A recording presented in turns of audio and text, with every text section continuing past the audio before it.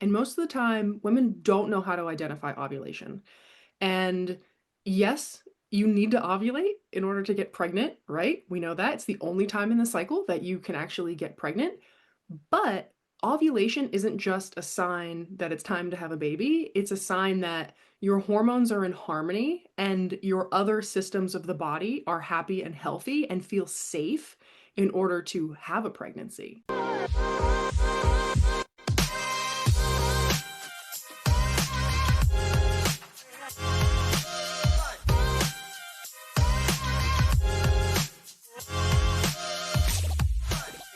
Welcome to the Rewire for Birth podcast. I'm your host, Dr. Cindy. I'm a naturopathic doctor and birth guardian, and I couldn't be more thrilled to have you here. This podcast is all about rewiring the way we think about pregnancy, birth, and postpartum by offering a holistic perspective that empowers you to embrace your journey with confidence and strength. Each week, I'll bring you expert insights, valuable advice, and inspiring stories to help you feel prepared and empowered. We'll dive deep into the transformative experience of bringing new life into the world and explore ways to make your birthing journey truly beautiful.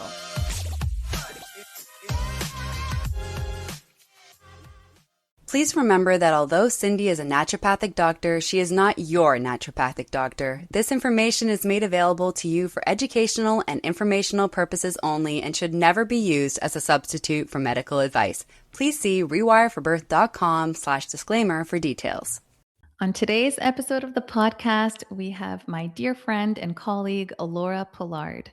Ellora is a fertility awareness educator and the founder of Lady Time Learning, where she helps women interpret the innate intelligence of their bodies through education, embodiment, and cyclical awareness.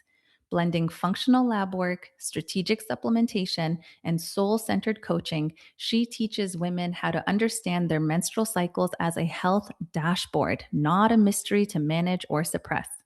Her work bridges physiology and intuition, empowering women to confidently identify ovulation, decode symptoms, and build lasting self trust in their hormonal rhythms.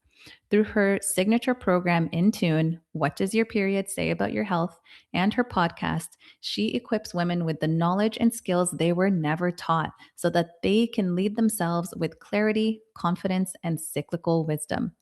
To receive her reflections and practical teachings on psycholiteracy, hormone health, and embodied wellness, join her newsletter at ladytimelearning.com/newsletter, which we will put in the show notes for you. And before we get started, as a disclaimer from myself and Ellora, we have to say, please, please, please work with a knowledgeable professional if you're going to use any of the information that we share in this podcast as pregnancy prevention. Because hearing something on a podcast versus working with someone to truly understand your unique physiology and biology and hormonal cycles are two very different things. Otherwise, please grab yourself a nice cup of tea, which is Ellora's signature. Sit back, relax, and enjoy this conversation. We are welcoming the lovely Dr. Ellora Pollard of Lady Time Learning. I'm so excited to reconnect with you here, Dr. Ellora. You invited me onto your podcast after we had connected at a beautiful retreat back in October of 2025. And from what I know about you, you have such a curious mind. And I think that really serves you well in how you are able to gather information, how you're able to put puzzle pieces together for the women that you serve. And your podcast, if I'm going to do like a shout out to you, is so great at blending and merging, the evidence, what we know from research, also with like how our body works and more of the ancient wisdom that we are so lacking in our current zeitgeist. And so I'm grateful for your work and I'm so grateful that you took the time to do this today. Welcome to the podcast, Ellora. Oh, thank you. I'm so excited to be here. Yeah, I mean, we met in October and we got to hang out a couple of times virtually. I'm so glad that you came onto my podcast and we had a fabulous episode. So we'll definitely have to make sure that we'll put that in the notes or whatever so people can hear Yeah. that. 'Cause I learned so much when you were on the podcast because, I mean, we've had this conversation. A lot of this information is not readily accessible. And I think that's a problem. So we're doing the work. We're making a difference. We're trying to get it out there. So thank you for Oh, having me. oh my God, it's such a pleasure. And I totally agree. Like part of the empowerment when it comes to connecting to our body is understanding the science, right? Is understanding like what is actually happening. And so, with that being said, I want to demystify our menstrual cycle. And I think you are the perfect person to help us do that. Yeah, let's do it. What do you want? Where do we start? Let's, Day okay, one? On let's start with, because this is a birth focused podcast. I want to start with, someone is trying to conceive or they're planning for a pregnancy soon.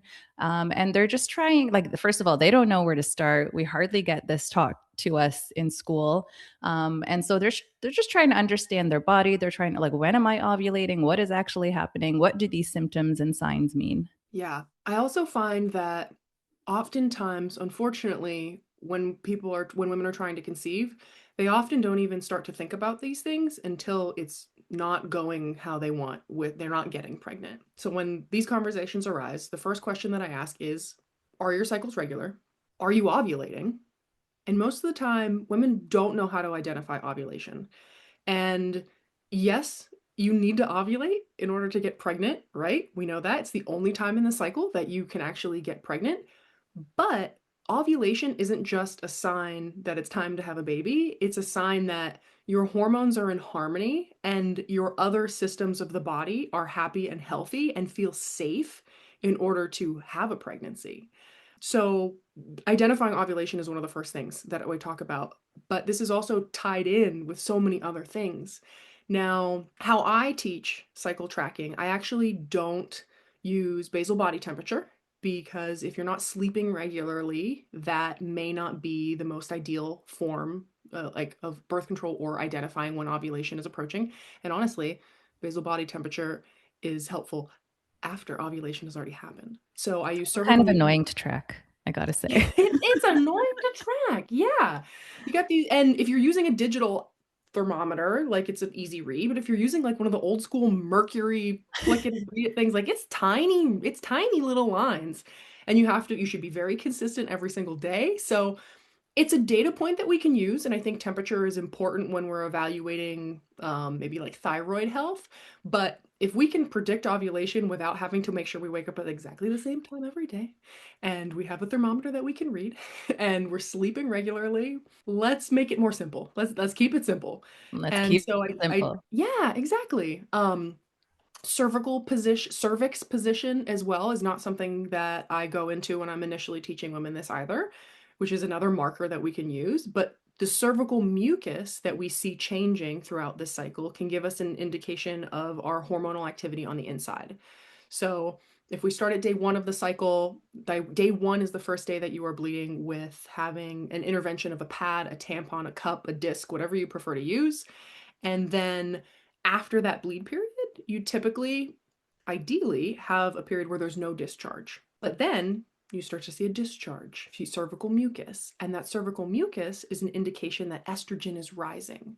And estrogen is what builds the uterine lining so that we can prepare for baby. It's also what your menstruum is, your menstrual cycle bleed is at the other end of it. But that estrogen rising tells us that your endometrial layer is building. And as a result, your cervical mucus starts to change in consistency. So you'll go from a wet or moist consistency and then going to a lot of times people call it egg white consistency, a thicker, stringier consistency. And this is normal. And there are women who end up going to the gynecologist because they're concerned that something is abnormal, but this is normal. And Hmm. this rise in cervical mucus needs to happen in order to trigger luteinizing hormone to then trigger ovulation to actually happen. So we need actually about a 40 to 60% increase in estrogen in order to trigger the brain, to trigger luteinizing hormone, to trigger ovulation. And so if a woman doesn't know how to identify that cervical mucus transition, it's hard to know when she's having a luteinizing spike to test for that because it's It's possible to get a luteinizing hormone spike without ovulation happening. Those are called luteinized unruptured follicles, but it's not particularly common. So if you are seeing that estrogen mucus changing and then you get a positive LH test, it's pretty certain that within the next 24 to 36 hours, you're going to end up ovulating. But we need to be Mm. able to identify that to know. And then the second half, you may see some discharge as well with cervical mucus, but then that is information about our progesterone. It changes again from instead of wet or egg white consistency, then it goes to a drier, sometimes pasty, sometimes creamy. And if it's white and it's not any kind of yellow or green color, and it's in the second half of your cycle, that's also normal and can be an indication of healthy progesterone, which is really important for conception and maintaining pregnancy. Because I'm Mm. sure, as you know, a insufficiency of progesterone is one of the reasons why first trimester miscarriages actually happen, is because it's a holding up hormone. And if it's not there to hold up, then things fall away. And that's what our menstrual cycle is. But if you're trying to conceive, you don't want things to fall away. You want that progesterone to hold stuff up until week 10, when your placenta takes over that progesterone production and then helps you maintain the pregnancy. So, Mm. Amazing, amazing, amazing. I want to unpack a few things for the listeners because you're using some words that I think some people might not be familiar with. And fair. so when you, which happens when you're in a field, right? You start to use Mhm. acronyms and you start to use all these words that a lot of people have never heard before. So when you talked about the endometrial lining, that is the interior of your uterus, of your womb, and we want that lining to be favorable for implantation, right? I also want to bring up the fact that like some women are going to their OB and asking what's wrong with them. And that Mhm. is such an indicator of the gaps in our knowledge about our own bodies. Mhm. You know, and I have two daughters and they'll ask me questions because there's no privacy in the bathroom, right? So they'll ask me questions and I'm like, oh, this is when it starts, right? I think we culturally, we've been conditioned to kind of like hide our bodies and you know it's shameful, it's gross, don't look at this. But I've taken the approach and you know whoever's listening, you may like this and you may not, and both are fine, but I just like straight up tell my daughters what is happening and I give them the language and I let them know that it is normal and it is a beautiful part of the female cycle and it is something to be curious about and honor rather than something to be ashamed or disgusted about. And in many of the conversations I've had with women, there is so much shame about these very normal physiological patterns that we experience, these cycles that are just a part of our body. And so I really wanted to double down on that. Tell your 3-year-old, tell your daughter that it's discharge and it's normal and it's because I'm ovulating and all these things. Like, let that all out. And you mentioned progesterone. And so I'm sure some of the listeners might have just heard that name before, but I think one of the easiest ways to remember that it is something that will hold the pregnancy is that it is pro gestation. Yes. And even for me in my brain, I'm like, okay, I will never forget that, right? And so it is after you ovulate and it is what is meant to, if there is a plantation, an implantation of an embryo, to maintain that, to hold that for gestation. And yeah, you explained that so well, but I just wanted to pop in and kind of unpack some of that for the listeners. Yeah. And the Um, progesterone, I think, is something that the progesterone discharge, the cervical mucus that happens, is something that alarms women sometimes, because sometimes I think it can be confused as a yeast infection. And yeast infections actually are more common in the luteal phase. And I haven't talked about this publicly before, but I'm feeling called to right now. Yay. I was a woman who went to the doctor because I was having cyclical symptoms, which now I realize was normal progesterone cervical mucus. But the provider that I was seeing didn't also didn't know that. It was a nurse practitioner and they didn't know that. And they're like, "We don't know. Like it's not a yeast infection. Here's some birth control." And Which that was is a blanket hard. solution for so Yeah. many things, right? But you know what? It stopped it, but that was normal physiology that was happening and I didn't know better, and my provider also didn't educate me on it either. And that's really frustrating from a lot of perspectives. Yeah, yeah, absolutely. Can we talk about birth control for a Yeah, moment? let's get into it a little bit. Okay. I think it can be used correctly. And obviously, if the goal is to prevent a pregnancy, then that's an option for you. I also, through my own practice and just in speaking to friends and women in my family, I also know how it becomes this like catch all Mm. for so many of the things that we go to see our doctor for, just related to our mood, our health, our hormones, skin conditions, pain. It just becomes this like catch all. And it honestly does work for many of those symptoms, but it is suppressing our cycle, right? And so I'd love to know from the women that you work with, what are you seeing and what are some other options instead of just birth control? Ooh, I know it's a that's big topic. it's a big topic and it's very near and dear to my heart. So, other options, if you can identify ovulation, you can choose to get pregnant or to not get pregnant. So, again, being able to identify that because after the egg is ovulated, so after the 24 to 36-ish hours after luteinizing hormone says, okay, egg, go out, the egg only survives for 24 hours. So if you can hold off or choose to use a secondary method of birth control until time has passed for that 24 hours to go by and the egg dissolves, the rest of the cycle I refer to as free time. And so it's effective for birth control if you know how to identify ovulation. But if you don't know how to identify ovulation and you can't count to 5, which I bet most of your listeners can, you can use it as a method of birth control. And it's been shown to be up to 98% effective, which is that's higher than birth control. Birth control is about 95%. And also, birth control changes its efficacy based on prescription medications, based on different like stressors in your life. So if you aren't taught how to identify ovulation, even if you're on birth control becomes less effective than family planning if you introduce other things into the system because now you don't know how to identify ovulation. So if you're birth control, I had a friend who called this, he slipped one past the goalie. If you slip one past the goalie, then birth control and you ovulate, but you didn't know you ovulated, that's how your birth control fails. But what I'm seeing in practice, and it's a slippery slope. I see that there is a time and a place for pharmaceuticals, and I truly have patients who are alive only because of modern medicine and the pharmaceuticals that they take. But I also often see that one pharmaceutical is prescribed, there's a symptom, and then there's another pharmaceutical, and then there's a symptom, and there's another pharmaceutical. So it becomes this domino effect and this slippery slope.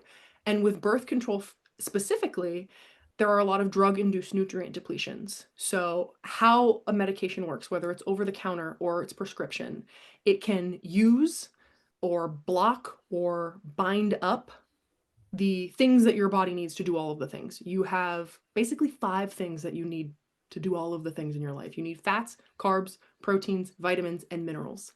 And so birth control compromises vitamins and minerals that your body needs to then do literally everything else. Make your neurotransmitters. So teens who are put on birth control have 133% increased risk, well, I won't say risk, increased likelihood of being prescribed antidepressants and anxiety medicines because it's compromising vitamins and minerals that your body needs to make everything, your hormones, your neurotransmitters, your hair, skin, and nails, because everybody's taking a hair, skin, and nail supplement these days. Like, but I do see this. And I then also see occasionally that this slides into musculoskeletal health because one of the drug induced nutrient depletions for birth control is magnesium. And a magnesium depletion, symptoms of that are musculoskeletal pain. They're headaches. It's headaches and muscle pain, muscle aches, muscle cramps, muscle spasms. So when I do an intake with somebody because they're coming to me because they got back pain, I need to know about their pharmaceutical history to check about those drug-induced nutrient depletions. And whenever I do see that birth control's on there, I give them a handout and I say, hey, this is for your information. Make the choice that's right for you, but you're in my office because you have a musculoskeletal complaint. Did you know that you're taking a medication that interferes with the vitamins and minerals that your body needs to do everything? And most of the time the answer is no, right? Like we go to the pharmacy and we check the little box that said we asked all of our questions to the pharmacist and then we move on. Hmm. But I do see a domino effect with birth control. And I've had women come into the office and I've seen the succession of birth control, antidepressants, pain. Hmm. As And have it's I. again, it's heartbreaking. Yeah, as have I, especially the B vitamins, Yep. B6, especially. And like I myself tried birth control in my, I think I was just like 20, 21, and I had to get off of it very fast because the symptoms that you're talking about, the mood differences, were so in, like, I couldn't ignore them. I was like crying because my shoelaces were untied. It was very drastic, like such a drastic change. And I know not everyone responds negatively, Right. but I just happened to be one of those people that didn't respond well. And the more I learn about the domino effect that you're talking about, where like you get a symptom from a medication that you're on, and therefore you have to get another medication to deal with that symptom, it's real. And I've seen it time and time again in my practice as well. So we've talked a little bit about birth control being this kind of catch all and that it is not benign, right? Like it can cause other things just because of the nutrient depletions that it can create. And it can be a very great choice for some people. I've seen it be like the only thing that can stop migraines for some people, which can be really debilitating. But it is so empowering just to simply understand what is happening in your body so that this medication isn't your only option. And I Yeah. think that is a part of your mission and also a part of my mission, right? Just to educate about our own body and how our own body functions. And that can be the difference between making a choice that's very aligned for you versus making a choice that you make because you don't know that there's any other option. Yeah. You don't know what you don't know until you know it. And we weren't Mhm. taught. So that's why we're doing the work. Yeah, yeah. You also kind of describe understanding your menstrual cycle and the rhythms of your body as a way to connect to the divine feminine. And right now, as we're recording this, there is this shift that's taking place. And it's been happening for a while. It's been simmering, but I feel like it's boiling right now. And we're just in that phase where women are waking up, rising, and wanting to move differently in this world. And so, how do you connect those? How do you feel that the menstrual cycle and connecting to our divine feminine are related? This is such a juicy conversation and topic. I think a lot of it ties into, for me, a common theme that I see with women is that there's this feeling of not enoughness and that they aren't the same every single day and they can't do the same every single day, that they have these fluctuations in mood and energy and capacity. And again, let's normalize that. You are not the same person every single day. Your hormones vary, and your hormones will influence how you interact with the world. And so what I liked, I don't cycle sync all of the things because it can get a little excessive. I try to just tune into my body and figure out how I feel that day. But when I know I have a specific task coming up that may be a little bit more challenging, I try to not do it during a time when I know that my energy and my hormones are going to be low. So during the bleed, your hormones are low. You might not be feeling as good. And then as that estrogen is rising, and again, you're seeing that cervical mucus, you are going to have more energy to do more things. So I try to sync some of my life activities or big or hard conversations with the different phases of my cycle and live in seasonality and hormone harmony in those ways as best I can. And then when I can't, I acknowledge where I am in my cycle, which I think is one of the most um, intimate ways of connecting with yourself. And then I give myself the grace and I understand. I'm like, oh, I don't feel my best right now because I know I'm about to have my bleed. Or, oh, that all came out a little bit spicier than I meant it to because I'm about to ovulate and I got a little bit more testosterone in there. And I'm like, maybe I need to be a little bit more mindful of that too. But I think having that understanding, being able to identify ovulation and know what comes before that and what comes after that, and then knowing what I can do to support myself during those times is a great way to get in connection, with my womb, with my divine feminine on a monthly and daily basis. Hmm. What I love about that is that you're waking up every day and you're tuning into what is happening in real time with your body. I also love how it's not only empowering you to connect to yourself, it's also giving the people in your life a little bit of insight into what is happening with you. And the way I'm thinking of it is like arguments with partners, getting irritable with my kids, and conversations that I'm more like I'm craving more, like I might want a crunchier conversation right before I bleed, right? Like you want to get into the nitty-gritty when you're about to release. You're like you are actually primed to release what has been maybe under the surface for a little while. And for the listeners, for those who are already parents, and for those who are welcoming a little one soon, when they can understand, or maybe even when they're in infancy, you can like talk to them and be like, listen, mommy's a little bit more irritable today. And it actually has nothing to do with you. I'm about to get my period and I'm feeling just like a little bit antsy, maybe a little bit anxious, a little bit more prone to stress. And I need a bit of space. Or like, you can keep doing what you're doing, but just know that I'm more likely to say certain things, or I'm more likely to be irritable. So maybe we can work together today. Like my girls hear that from me monthly. And I love seeing the difference in their reaction versus, because kids think everything is because of them, right? So if mommy's mad, it's because of me.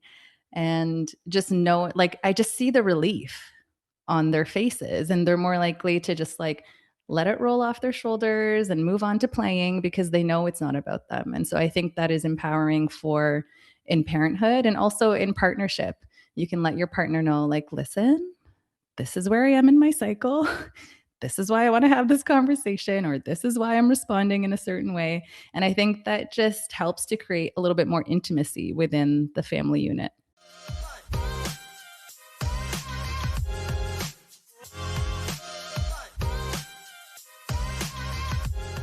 If you're listening to this podcast, you're already taking radical responsibility for the birth experience you truly desire. The problem is, most birth preparation still focuses on information instead of preparing your nervous system for the intensity of birth itself. Because when intensity rises, your body doesn't follow a plan, it follows what's already wired. Think about a ski hill, or a snowboarding hill in my case. Once the tracks are carved into the snow, your skis or snowboard almost automatically follow them, even if you're trying to go a different way. Your nervous system works the same way. If your system is wired for tension, fear, or bracing, even at the subconscious level, that's the track your body will follow in birth. Not because something is wrong, but because that's what's familiar. Rewire for Birth helps you lay down new tracks. Through a neurophysiology informed approach, you're training your body mind to create pathways of safety, regulation, and trust so that when intensity builds, your system naturally follows those instead. Inside the program, you'll learn how to rewire your nervous system for birth, release stored fear and conditioning, especially that good girl conditioning, understand how birth unfolds in your body so you can work with it instead of against it, and stay connected to yourself, to your voice, and your power when it matters most, because birth leaves a lasting imprint. And when that imprint is rooted in love, safety, and trust, it shapes how you enter motherhood and how your family grows. If you're preparing for birth and want to create new tracks, not rely on old ones, you can learn more at rewireforbirth.com or simply click the link in the show notes. I'll see you in there, mama.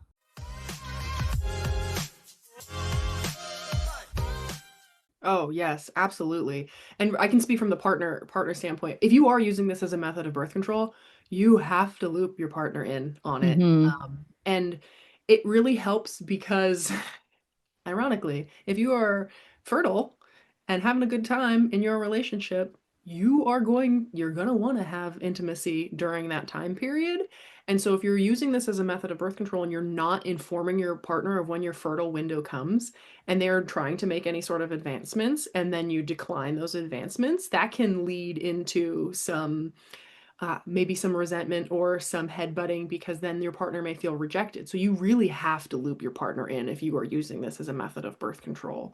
But I also want to say, like, what a gift that you're giving your daughters of teaching them all of this stuff. And then also the permission slip of knowing that, like, it's okay to not be the same every day in your capacity. I think that's so beautiful. And, like, that's incredible. Thank you. I didn't think it was a big deal. And then my sister came over and she was like, wow, like that's really nice that you're letting them know. And I think like me and her both had flashbacks to our childhood when my mom was just losing it and we had no idea why, right? Like it's kind of nice as a kid to know like why your parents are a little bit more irritable than normal. Yeah. Yeah. So we talked about trying to conceive and how you can use the awareness of your menstrual cycle during that time. We did talk about using those LH strips. Hmm. And so if anyone listening has been in that phase where you're trying to conceive, you're probably familiar, but you're just testing for that luteinizing hormone that comes right before ovulation. So you can be a little bit more mindful of when you want to engage in sexual activity if that is your goal. And there is this fallacy, I guess, that when you are breastfeeding that you don't have to worry about your being fertile or anything like that. And I want to say that's a bit of a myth. So let's get into that. Yeah, yeah. I'm sure many of the listeners out there know a woman who's gotten pregnant while breastfeeding. And if they Oh yeah. don't, they still believe the myth. But again, it's because we're not taught. Like I have several patients who have had back-to-back pregnancies because they didn't know how to identify ovulation. And your body may not prioritize ovulation because it's prioritizing feeding the life that you have just given birth to. But if you are a well-nourished woman who is well-regulated, I mean, 3 months postpartum is not uncommon for ovulation to come back. And if you don't know how to identify what ovulation looks like, I've known many women to get pregnant during breastfeeding. Yeah. And if it's not what you want, it is such a shock, right? Because pregnancy, I mean, it's a beautiful thing if that's what you desire, right? And even if you don't desire it, it's beautiful. But going through it, I just understand the physical, emotional, mental, energetic toll, I want to say, like not in a negative way, but it simply is a toll on your body to gestate and create and birth this new life and then heal from that experience postpartum. And if you don't want to jump right back into that and have double of what you just created, then it is so empowering to understand when you're ovulating so that you can avoid that. Because even if you're not bleeding, right, Hmm. in the postpartum period, there is still a chance that pregnancy can occur. Absolutely. Yes, that's a good point too. Like if you don't see the blood part, that doesn't mean that you're not having the ovulation part. So yeah, Mm-hmm. that's a good point. And like you might not bleed for like a year after your pregnancy, 18 months sometimes, and you might bleed right after. Some women dive right back into their regular cycle, and that can be really depleting, but that's kind of another conversation. But just for so women are aware, like it just because you're breastfeeding doesn't mean that you can't get pregnant. Yeah. I think that's helpful to know. Yeah, that's a good myth to bust. I agree. I did want to talk a little bit about the hormone relaxin.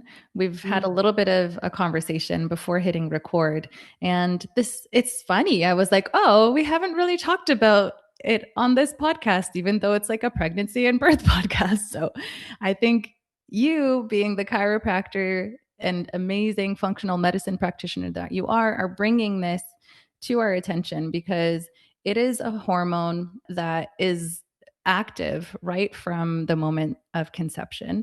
And it is meant to assist your body in adapting to the many physiologic changes that are occurring throughout pregnancy, and then assisting your body in being able to push out this tiny human at the end of your pregnancy. So I'm going to go through some of the parts that are adaptive. And then because you're a chiropractor, I want you to go through some of the parts that you see women coming in for some assistance with you, because some parts of relaxin's effect are not as pleasant as we would like them to be. So I'll start with the fact that relaxin actually helps with implantation at the very beginning. And obviously, that is important. And then you move on to the fact that it is going to support your cardiovascular system. So, all of your arteries and your veins in expanding, because you are going to not double your blood volume, but like you're going to increase it by at least 30, 40, 50%. And that's a lot of extra blood volume that your body needs to process and regulate. And so, because your kidneys are also involved in that, it's going to impact your cardiovascular system and your renal system in doing that. And that is an amazing thing. Like, I can't believe how much extra work our body does throughout this process. And it also, towards the end of pregnancy, obviously is going to help to loosen some of our ligaments and our tissues so that you can push out this baby and so that your body can expand in the process. But it is also involved in cervical ripening. And so, right until the very end, right until the birth process, this hormone that we don't talk about very much is involved. And so, it is an important hormone for this experience. But I want to know what you see women coming in with that is related to the effects of this hormone. Yeah. So I think it's fairly common knowledge that sciatica is something that can happen during pregnancy, and that is something that I definitely do see. And most of the women that I see who are pregnant who come into my office, I talk to them about relaxin because they may have actually noticed that they are a little bit more bendy, stretchy than they were before their pregnancy, and that's because of relaxin, right? It's um, systemic, so women are able to maybe like touch the floor if they couldn't before, if they're not like really pregnant at that moment in time. But as their pregnancy progresses and things are kind of starting to stretch a little bit more, I see people, women experiencing an anterior pelvic tilt. And how I describe that is like a little J-Lo booty. You got that sway back and then the butt sticking out in the back and then the belly in the front because you've got a whole human that you're growing in front of you.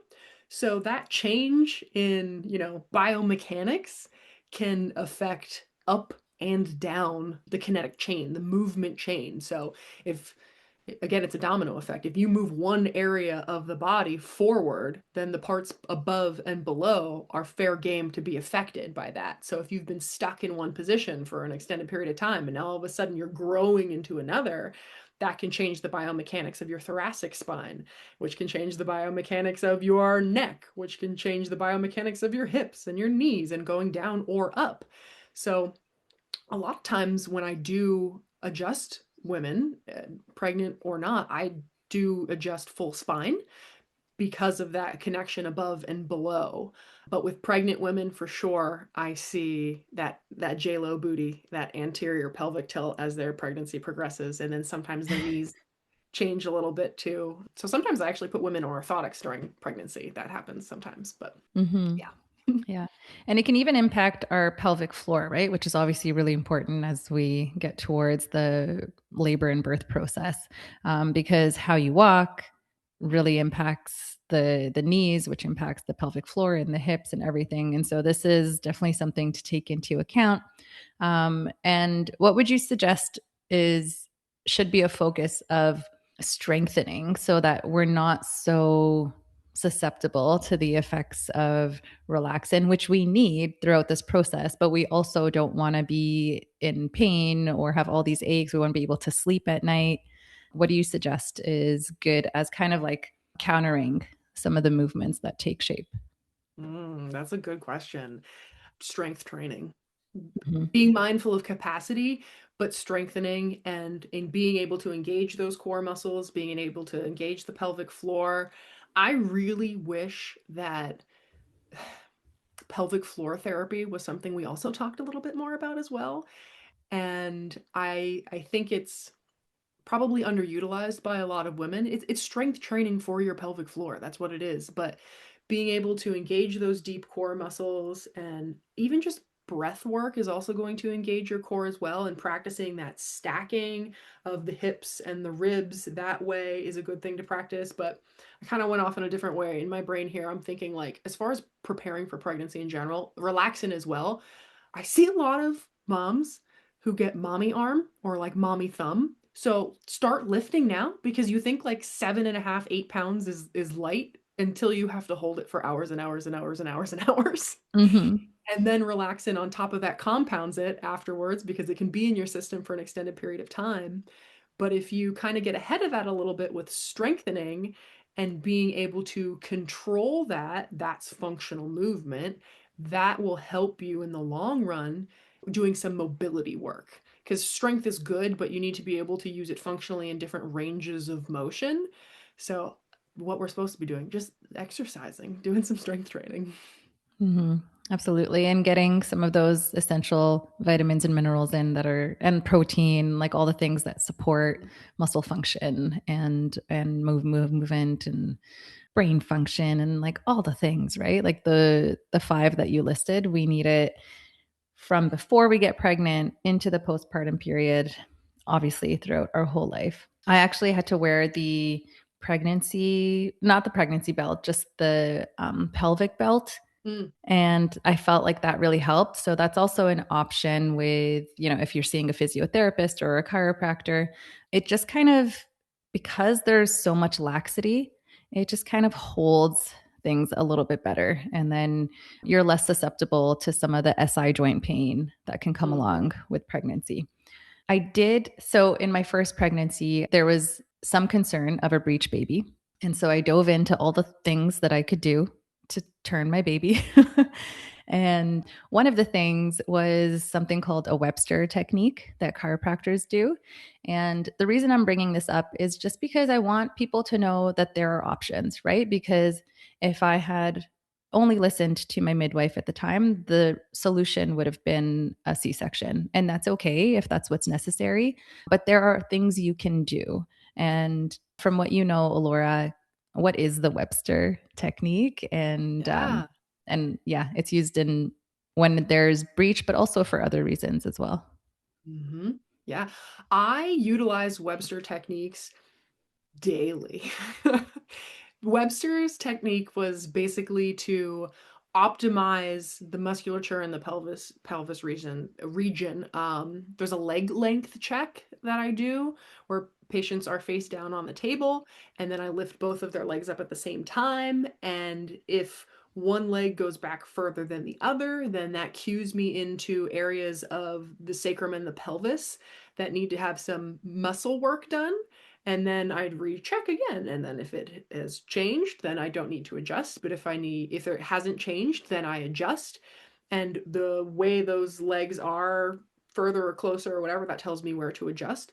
So we're trying to optimize the room that the baby is in because there's an innate intelligence in our bodies that babies want to get into a specific position. But if the room's cramped, they're not going to have room to get into that position. So if we can optimize the shape of the room by working on the muscles and the joints of the room, that just gives the baby all the more opportunity to turn the way it needs to. The technique is not actually doing the turning, and I can't remember what it's called, but I mean, when they actually manually move the belly and they try to get the baby to turn, that's not what Webster is. We're trying to optimize pelvic positioning so that baby wants to turn. And there's a really great website, ICPA, the number 4, kids.com. And that is a website that you can use to find a Webster certified chiropractor in your area. It's a really good resource. And also, another good resource is a website called spinningbabies.com. That's another good one that has some exercises to help, again, optimize the room that baby's in and the pelvic bowl so that baby wants to turn. Mm-hmm. I love that. It's like giving the baby space to be in the position it wants to be in versus forcing it manually, which Yeah. can sometimes be helpful as well. One thing I did want to mention before we wrap up is that we can use kind of to relieve some of the pressure on our joints and ligaments. We can use kinetic tape on Mm. the belly, so belly taping. I found this really helpful when I was pregnant. I know there's definitely different techniques, but I found that I was actually surprised that it relieved some pressure. Like how is just putting tape on a body part that isn't moving and isn't like it was just on my belly. It wasn't attached to like my shoulder or anything. Like, how is that even relieving the pressure? So, I wanted to mention that just as an option for people to know that it exists, likely from a physiotherapist or a chiropractor like yourself. Is there anything you want to add to that? I love kinesiology tape. I love kinesiology tape for pregnancy and not pregnancy. I love it. It was made popular back in the Olympics, which we're in the Olympic season now. I think we're still in it, but I want to say it was like volleyball that made it originally popular. And honestly, it's not magic, but it's pretty close to it. What kinesiology tape does is it's not medicated tape, it's literally just fabric and adhesive that goes onto the skin, but it helps increase blood flow and circulation to the area. And it does help in pregnancy taping kind of create a little bit of a sling that helps support there. But how I also like to explain kinesiology tape is it's brain candy. It's another input that you are putting onto the body so your brain pays a little bit more attention to that area, and just that little bit of difference in texture and the glide that happens with this kind of like tenting sensation that happens can change mechanics as well. And I think like visually for women who are out there, I kind of think it's like when you're wearing a pair of nylons, pantyhose, whatever you want to call it, leggings, and you kind of lift up a little bit and then you have that little tenting, and then there's increased space underneath when you pull up on that fabric. That's what rock tape does. That's a brand name, or kinesiology tape or K tape or whatever you choose to use does, and it increases circulation of all of the things, lymphatic fluids, glycoaminoglycans, like literally everything. And then it gives feedback to your brain of like, oh, something's happening here. We need to pay attention here. That's proprioception. What do we do differently? How do we move a little bit differently? And it's a really great tool, and it's relatively cheap, and you can do it at home. And there's 1.5 million videos on YouTube. My biggest suggestion with it is though, like, there's very few rules. One rule is don't ever end tape on top of tape because it doesn't stick to itself very well. So the end points always have to be on the skin. And truthfully, you don't really need to give it a big stretch, because if you do stretch it a lot, that's when you can start to get some skin irritation. And before you go and tape a big smiley face on your whole belly, do a patch test. Just put a little piece on there first before you do it. But it's a really great tool, and it's something that yes, your physiotherapist, yes, your chiropractor can help you with, but also your partner at home can help you tape it, and it's accessible, which is what I love. I love free and accessible things. Mm-hmm. Yeah, especially on this journey. Mm. It always helps. Is there anything, Alora, that you want to add before I ask you my last question, just for women on this journey who want to understand their cycles a little bit better, want to understand their bodies a little bit better? Yeah, I just want to get in tune because I know one of your programs is called In Tune. And I think we're called to do that right now. We need to tune in to ourselves, to our bodies, to our womb, to, the earth. Yeah. Don't be afraid to ask questions. That's a big one. And even though it does feel uncomfortable, find somebody that you feel comfortable with to ask these questions, because this is hard stuff at times. Like I mentioned earlier, a lot of times women don't necessarily care to identify ovulation until they're trying to get pregnant, and that's a very emotionally vulnerable time if they're not able to get pregnant on the time frame that they're expecting themselves to. So just have grace with yourself on this journey, and don't be afraid to reach out for help when you need help. Mm-hmm. Absolutely. I did have a question for you for tracking your menstrual cycle. Is there an app that you recommend? Ooh. I'm apprehensive of apps Okay. for a lot of reasons. There's been a couple of apps that have come under fire for selling reproductive data. Oh, And geez. Yeah. So we won't name drop any of those, right? Which again is a vulnerable thing, right? Your reproductive health data is being sold for information, and research is important, but consent is also very important. So Mhm. I don't necessarily always recommend an app. The app that I currently feel the most comfortable with is from Fem, which is a company that I did a lot of my training with. It stands for Fertility Education and Medical Management. The Fem app, it's a lavender light purple app. That's the one that if somebody wants to use an app, that's the one that I currently at this time feel the most comfortable with. And what I really like about that app is you can export your data into a PDF to send to your provider so they can look at your cycles and help you understand some correlations between symptoms, or if you're ovulating or not ovulating or whatever. Because yes, there is a seasonality to the menstrual cycle, and there is some give and take with our energy and our capacity for things.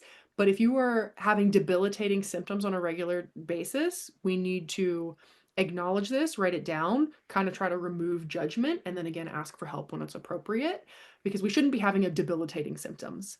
But I like to track on paper, and honestly right now I'm not tracking on paper. I'm not tracking on an app. What I'm currently doing is I'm tuning into my body, and I this might sound a little bit silly, but I have a cycle syncing tea that I really love, and I make sure that I get up every day and I boil my water and I pour it on my tea. And then the day of my cycle is on the bag. So I know where I am and when I am. And then when I see those fertile mucus signs, when I notice things approaching, then I know when ovulation is happening because I'm in tune with what's going on. I love that so much. And it's like getting back to that day to day ritual of connecting to yourself and to your body, which is so lovely and will likely serve you more than most apps can.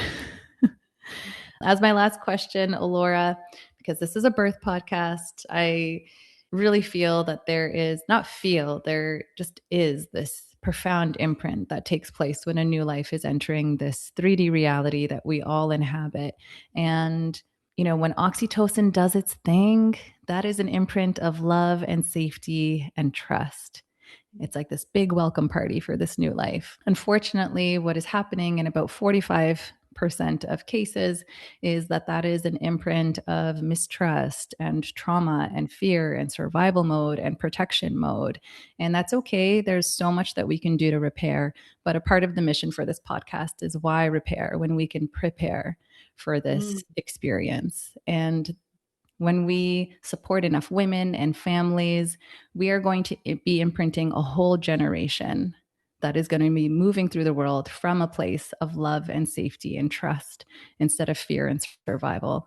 And I think on the grand scale of things, that's going to shift the world that we're looking at today. And that's all my way of asking you, what would you like to imprint onto the ears of the listeners? It's a lot of women wanting to conceive, a lot of mamas who are pregnant right now in the postpartum period, and also women who want to birth something beautiful into the world from that creative life force, womb space energy that they're tapping into. What would you like to imprint onto their ears?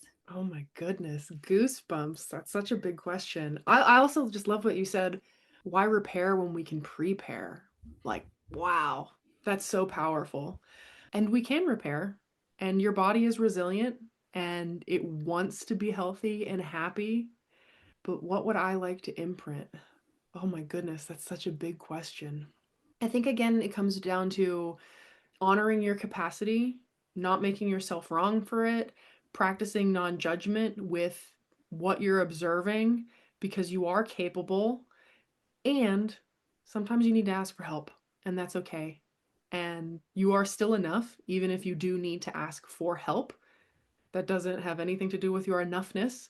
And I think women sometimes need that reminder. So honor your capacity and ask for help when you need. Two very potent reminders that we talk about a lot on this podcast, just because women, I think, are conditioned that the Yep. more you do on your own, the less you need help, the better. And it couldn't be further from the truth. Deep gratitude to you for the work that you do and for taking the time to do this. And I'm sure some of the listeners are curious about how they can get in touch with you so that they can learn more about how to tune into themselves and their bodies. Yes, you can find me primarily hanging out on Instagram at dr.ellora or at ladytimelearning. And if you sign up for my newsletter, I have this really fun thing that I've been working on that's going to be coming out in the next couple weeks. So you can find that at ladytimelearning.com/newsletter. And it's going to be a kind of a little ebook that talks about some menstrual cycle myths, as well as a 7-point checkpoint system for a happy hormone system. And I do work one-on-one, and I also have like group programs that I run as well too. So find me on Instagram, join the newsletter, and we'll chat. Amazing. I'm going to put all of that in the show notes, along with some of those links that you mentioned about how to find a care provider in your area who does the Webster technique and all of that. And I'll also put in the link to the podcast that we recorded on yours so that people can connect with you there as well. Thank you so much, Ellora. Thank you.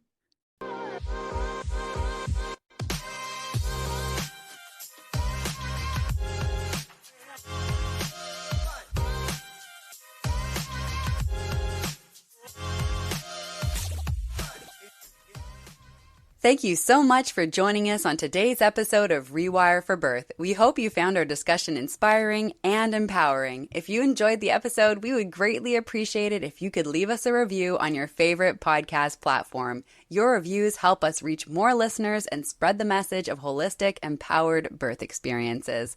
Feel free to mention what you loved about today's episode and how it helped you feel more prepared and confident about your birthing journey. Your feedback not only encourages us, but it helps other moms-to-be find our podcast and join this incredible community. Together, we can make a positive change in the world of birth. Until next time, stay empowered and keep rewiring for birth.